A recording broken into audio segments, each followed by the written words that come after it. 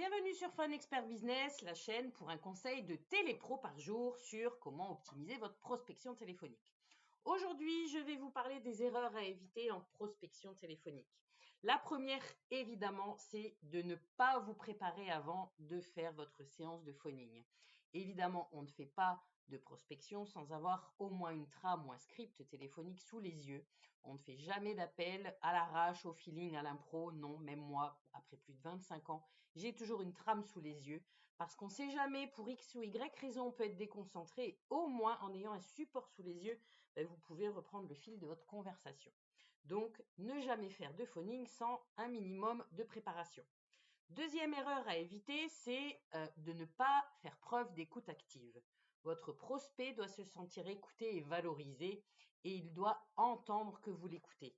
Donc tout ça, on le verra bien entendu dans le détail à chaque fois de chaque petit conseil que je vous donnerai par jour. Mais bien sûr, il faut faire preuve d'empathie et d'écoute active. Troisième erreur à éviter en phoning, c'est de manquer de personnalisation. Évidemment, on ne fait pas un discours générique à tous les prospects et on personnalise au maximum son appel. On appelle le prospect par son nom et on personnalise aussi au moment de la prise de congé, notamment en fonction du moment de la journée ou de la saisonnalité. Ça, c'est important aussi parce que ça laisse votre image de marque, évidemment, une fois que le prospect a raccroché. Quatrième erreur à éviter, on va dire, c'est de faire preuve d'insistance excessive. On n'est pas là pour faire du forcing, on n'est pas là pour insister si le prospect n'a pas de temps, donc surtout pas d'insistance excessive.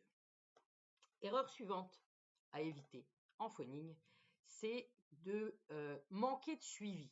Déjà, ne pas prendre de notes, par exemple, pendant l'appel, ça va être compliqué pour pouvoir faire les rappels, les relances si vous n'avez pas d'historique d'appel. Donc, c'est très important, bien sûr, de faire le suivi suite à vos commentaires d'appel.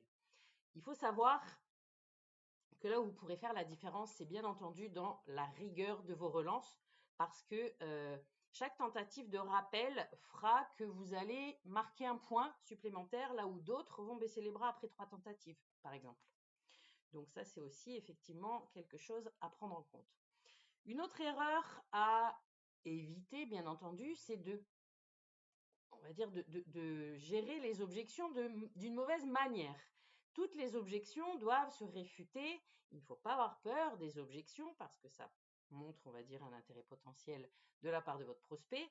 Et donc, on verra aussi d'ailleurs dans une prochaine vidéo la meilleure méthode pour réfuter les objections. Et enfin, une autre erreur à éviter en prospection téléphonique, c'est d'utiliser un ton de voix inapproprié. On verra aussi d'ailleurs ça dans le détail, mais bien entendu, il faut que votre prospect ait envie de vous écouter. Donc voilà les principales erreurs à éviter en prospection téléphonique. Évidemment, je vous invite à suivre les prochaines vidéos pour manquer aucun conseil sur comment obtenir des bons résultats et performer en prospection téléphonique. Et sur ce, je vous dis à la prochaine fois pour un conseil de pro, de télépro par jour.